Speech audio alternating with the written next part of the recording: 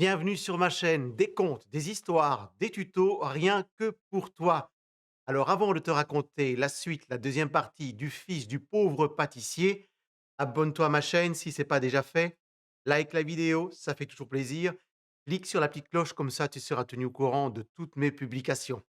Alors on va plonger tout de suite en histoire, la suite du fils du pauvre pâtissier. Le pâtissier adorait son fils. Il finit par céder et le lendemain matin, il se met en route et frappe à la lourde porte en bois de la demeure du riche marchand. La porte s'ouvre. Un homme, bâti comme une armoire, le gardien de maison, demande au pâtissier la raison de sa visite. Le pâtissier prétexte une raison urgente et personnelle. Patiente, patiente ici, je vais trouver mon maître. Le riche commerçant est dans la cour intérieure, assis sous le patio, il converse avec sa fille. Le gardien s'approche. Maître, un pauvre homme, un pâtissier, je crois, demande à vous parler. Le regard de la jeune fille s'illumine. Elle sourit à son père, souhaite une belle journée à son père et s'éloigne. Quelques instants plus tard, le pâtissier se présente devant le riche marchand. Tu es pâtissier, je crois. Oui. Et vite, que me veux-tu? Dis-moi la raison de ta visite. Alors, as-tu perdu la langue? Je t'écoute. Le pâtissier, la gorge serrée, est incapable de prononcer un seul mot. Il est prêt à tourner les talons, à faire demi-tour quand il aperçoit, à l'ombre du patio, il aperçoit la jeune fille. La jeune fille le regarde et lui sourit. Son sourire lui donne du courage. Je viens demander la main de ta fille pour mon fils. Surpris par la demande du pâtissier, le commerçant se cale dans son fauteuil, regarde un moment le pâtissier, puis il éclate. Misérable loqueteux! Tu oses te présenter chez moi pour demander la main de ma fille pour ton fils? Le marchand fait un signe à son serviteur. Débarrasse-moi de lui. Jette-le hors d'ici, donne-lui de bons coups de bâton, hors de ma vue, hors de ma maison. Le serviteur saisit le pauvre homme, le traîne, le rosse, le tabasse et le jette à la rue. L'homme atterrit lourdement sur le sol, il reste inanimé. Quand il reprend ses esprits, la jeune fille est à ses côtés, elle l'aide à se redresser, oui, elle l'aide à se redresser, elle s'excuse pour l'attitude de son père et surtout, elle l'encourage à revenir le lendemain. Rossé, blessé, battu, ensanglanté, le pâtissier se traîne avec difficulté jusque chez lui. Là, il est accueilli et soigné par son fils. Mon fils, mon fils oublie cette fille. Elle est, c'est vrai, souriante, aimable, belle et a l'air intelligente, mais son père n'acceptera jamais notre demande. Regarde dans quel état son serviteur m'a mis. Tout en soignant son père, le fils. Eh, d'accord, cette fois-ci, cela ne s'est pas bien passé, mais la prochaine fois, tu auras plus de succès et encore plus de chance la fois d'après.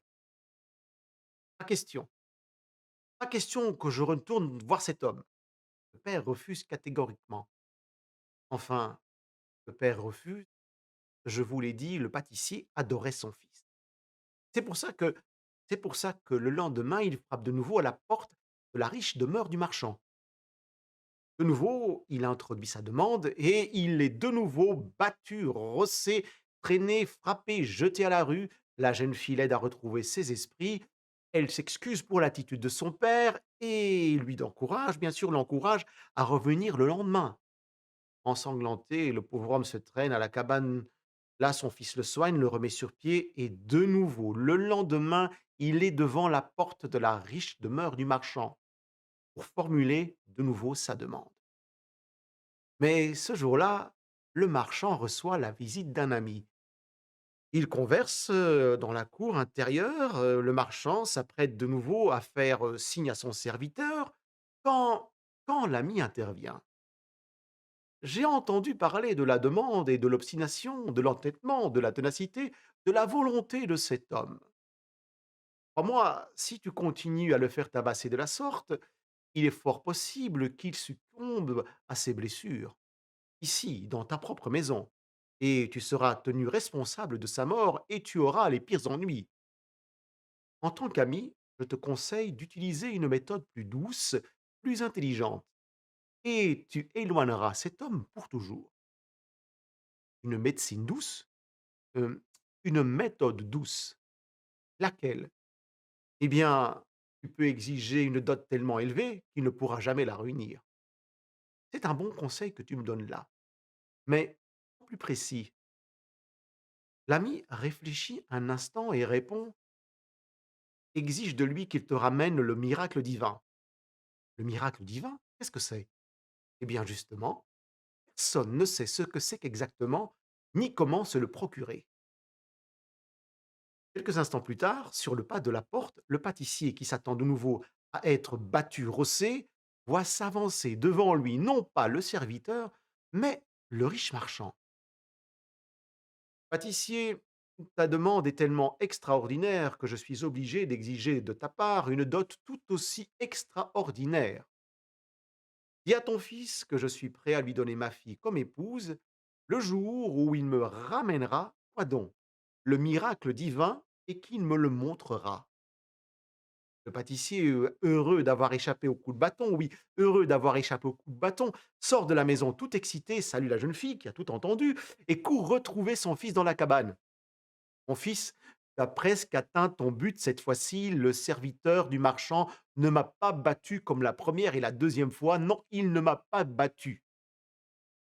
Cependant, le père de la jeune fille exige une dot tellement énorme que tu dois définitivement renoncer à épouser sa fille. Et que veut-il? Il exige que tu lui ramènes le miracle divin. Miracle divin? Oui, tu dois le lui présenter et prouver par là même son existence réelle. Je ne sais pas ce que c'est que ce miracle divin. Ce que je sais, c'est que ce n'est pas dans ce pays que je le trouverai. Je dois partir au-delà de nos frontières pour apprendre ce que c'est que ce miracle divin et quand je l'aurai trouvé, je reviendrai.